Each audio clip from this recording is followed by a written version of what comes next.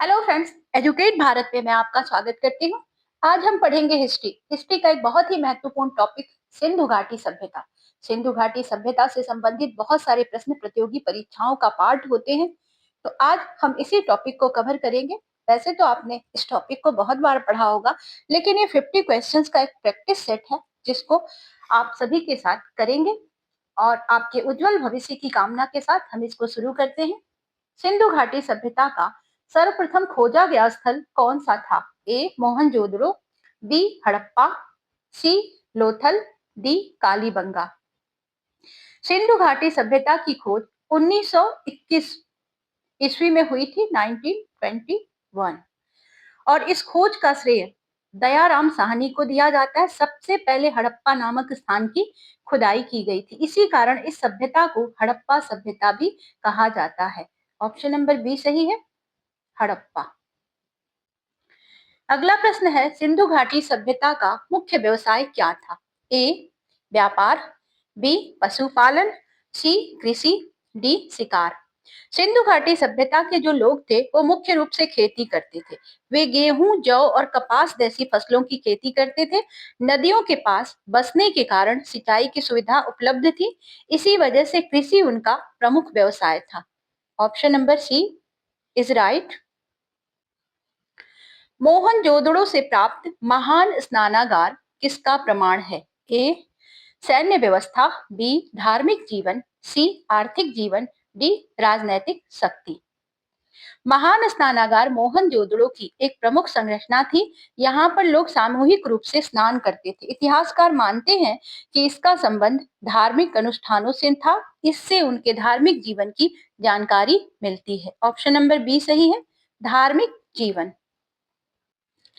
Friends, अगर आपको video पसंद आ रही हो तो हम आपसे एक रिक्वेस्ट करना चाहेंगे, आप वीडियो को एक लाइक जरूर दें, जिससे हमें मोटिवेशन मिलता है इस तरह की और भी वीडियोस को तैयार करने के लिए।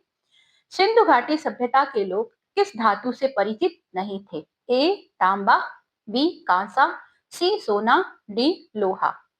सिंधु घाटी सभ्यता कांस्य युगीन सभ्यता थी। उस समय लोग तांबे और कांसे का प्रयोग करते थे। सोने और चांदी से आभूषण बनाए जाते थे, लेकिन लोहे का प्रयोग उस समय नहीं होता था। Option number D is right, लोहा। अगला प्रश्न है, सिंधु घाटी सभ्यता की लिपि किस प्रकार की थी? ए वर्णमाला आधारित, बी चित्रात्मक, सी ब्राह्मी, डी देवनागरी।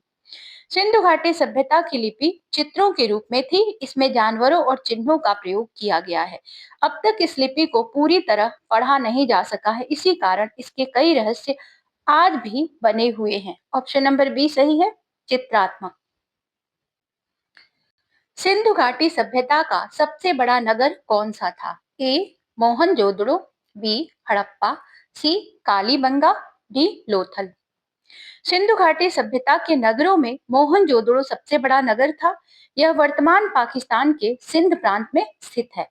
यहाँ विशाल स्नानागार, अनाज के भंडार और पक्की सड़कों के प्रमाण मिले हैं। इससे नगर योजना की उन्नत स्थिति का पता चलता है। ऑप्शन नंबर ए सही है, मोहनजोदड़ो। लोथल किस नदी के किनारे स्थित था? ए सिंधु, बी रावी, सी भोगावा, डी सतलुज। लोथल गुजरात में स्थित सिंधु घाटी सभ्यता का एक प्रमुख स्थल था। यह भोगावा नदी के किनारे बसा हुआ था। लोथल अपने गोदीवाड़ा या डॉकयार्ड के लिए प्रसिद्ध है। यह उस समय के समुद्री व्यापार का प्रमुख केंद्र था। ऑप्शन नंबर सी सही है, भोगावा। सिंधु घाटी सभ्यता की नगर योजना की सबसे प्रमुख विशेषता क्या थी? ए कच्चे मकान, बी टेढ़ी मेढ़ी गलियां, सी लकड़ी की सड़कें, डी पक्की सड़कें एवं नालियां। सिंधु घाटी सभ्यता की नगर योजना बहुत ज्यादा विकसित थी। नगरों में सड़कें एक दूसरे को समकोण पर काटती थी और पक्की ईंटों से बनी नालियां घरों से जुड़ी थी, और यह सफाई और स्वच्छता की उन्नत समझ को दर्शाता है। ऑप्शन नंबर बी डी सही है, पक्की ईंटें एवं नालियां।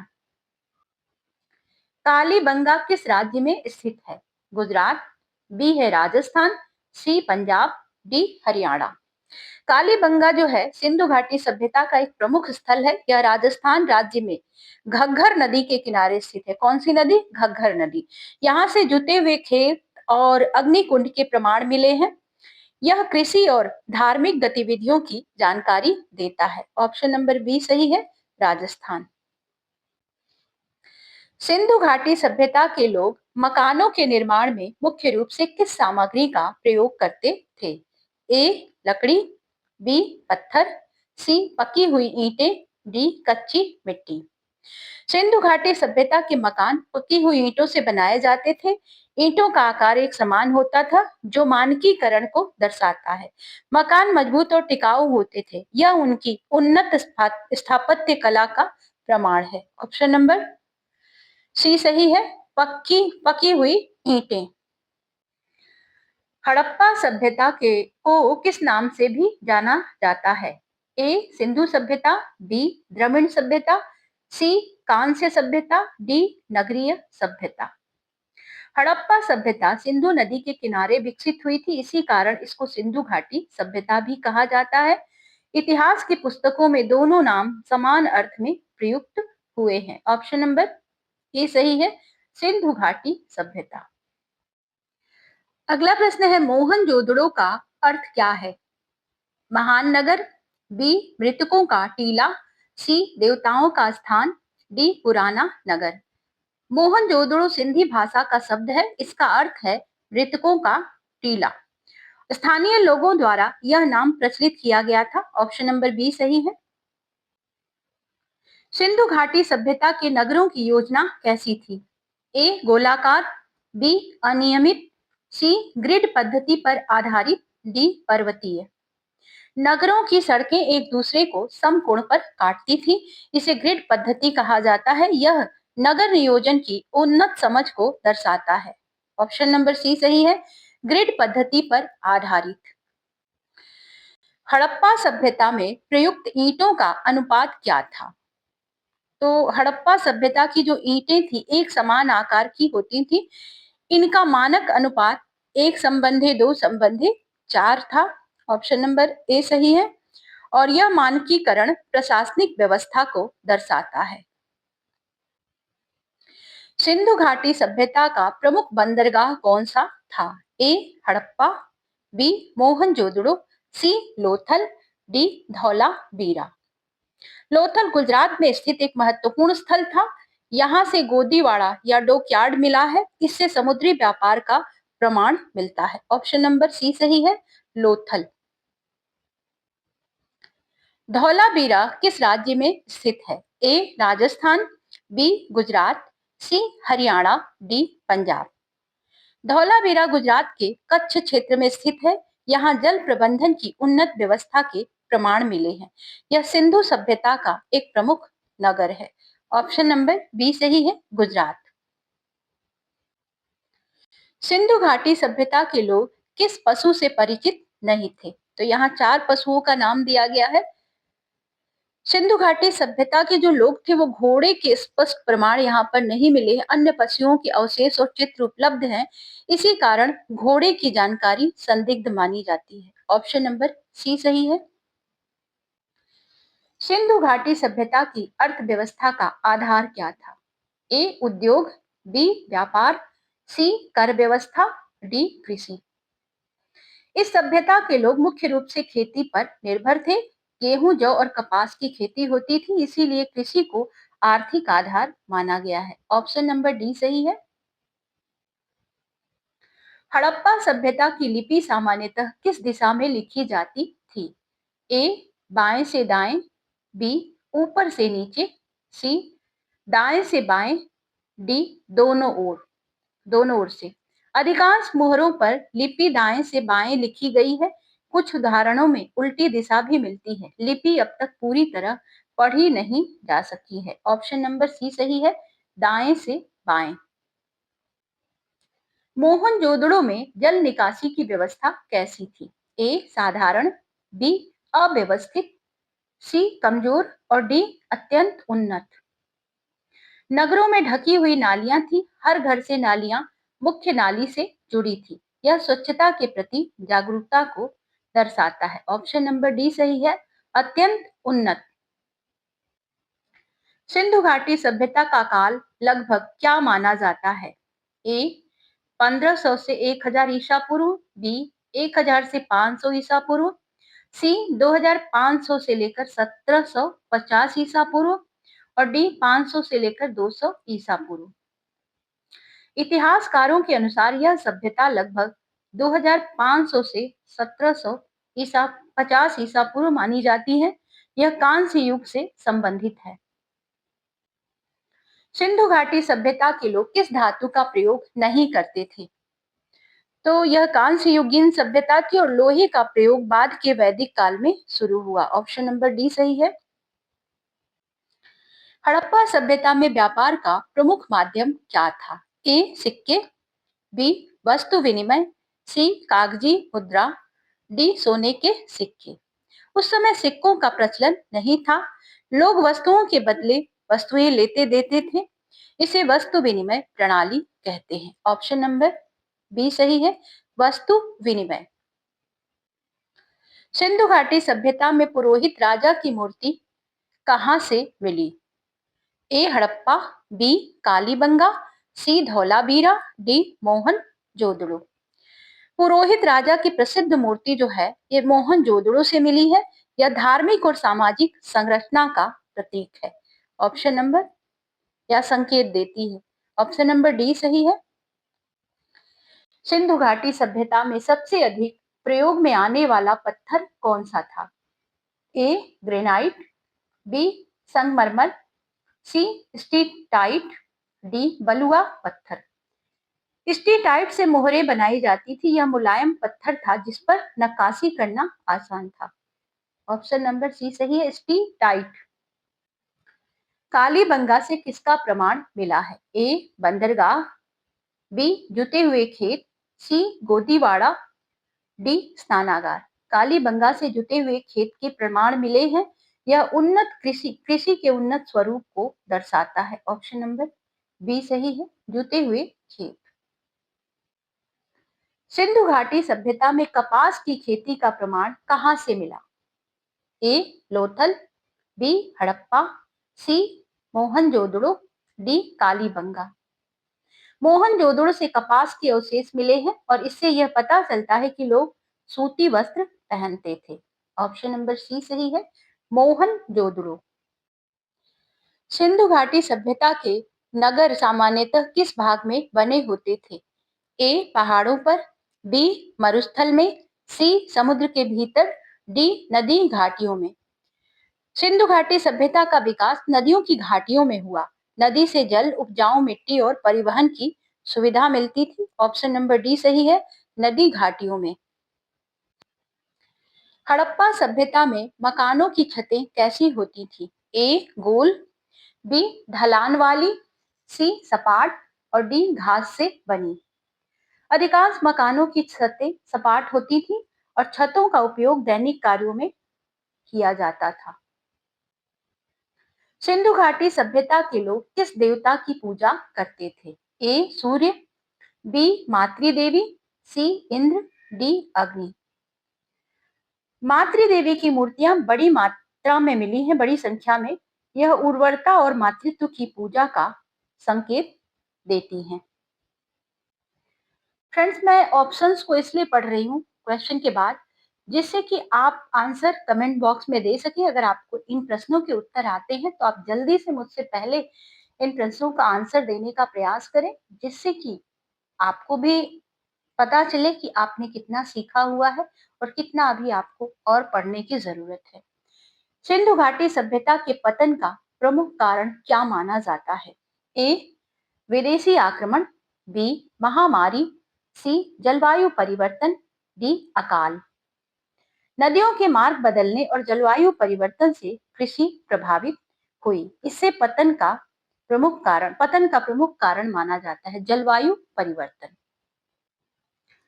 सिंधु घाटी सभ्यता की खोज किस देश में हुई? ए भारत, बी पाकिस्तान, सी अफगानिस्तान, डी ईरान।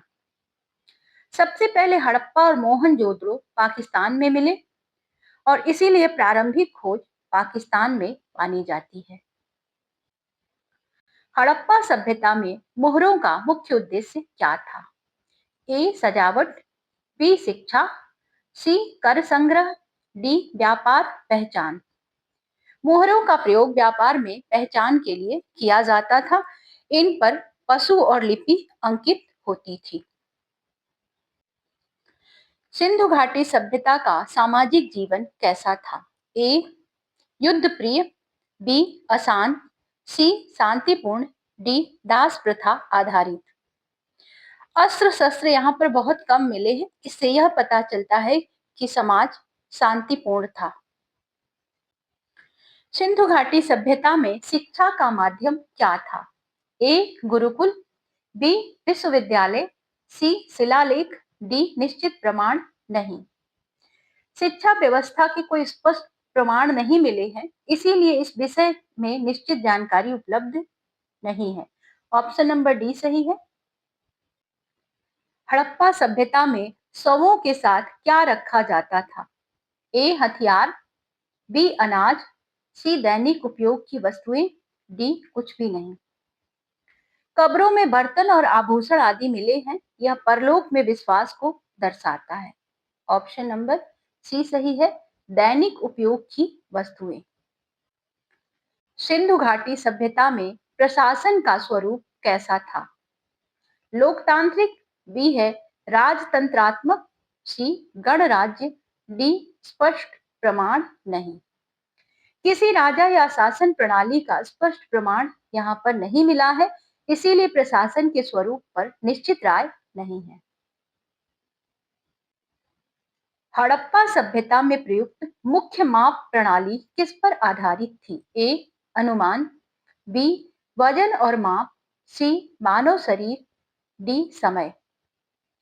मानकीकृत बाट और माप मिले हैं हड़प्पा सभ्यता में और यह व्यापार और निर्माण में उपयोगी थे। ऑप्शन नंबर बी सही है, वजन और माप।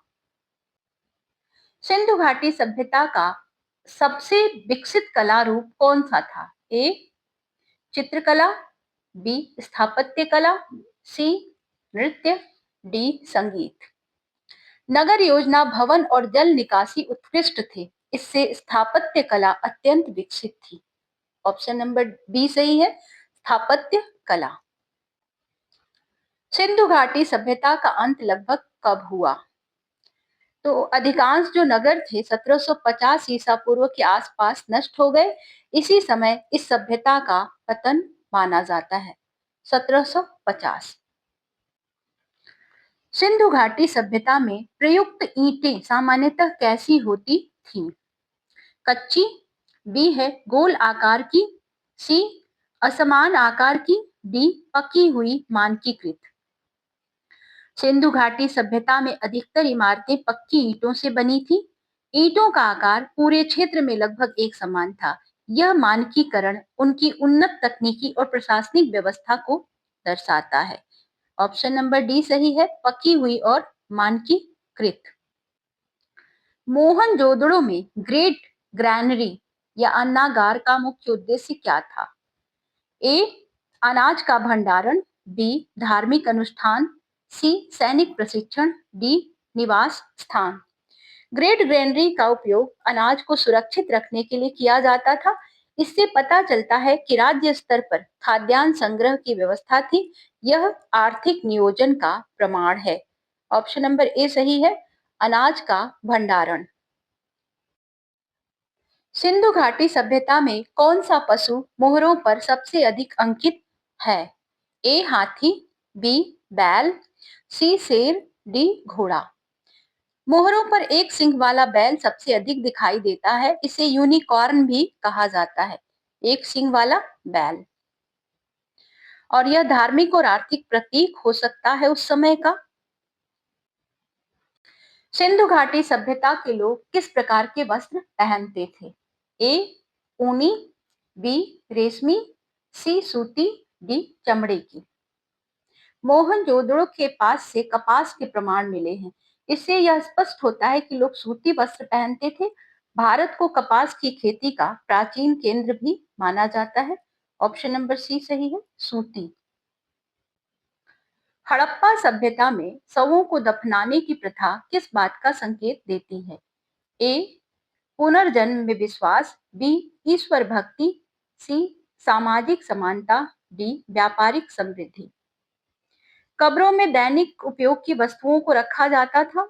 यह इस बात का संकेत है कि लोग मृत्यु के बाद जीवन में विश्वास करते थे और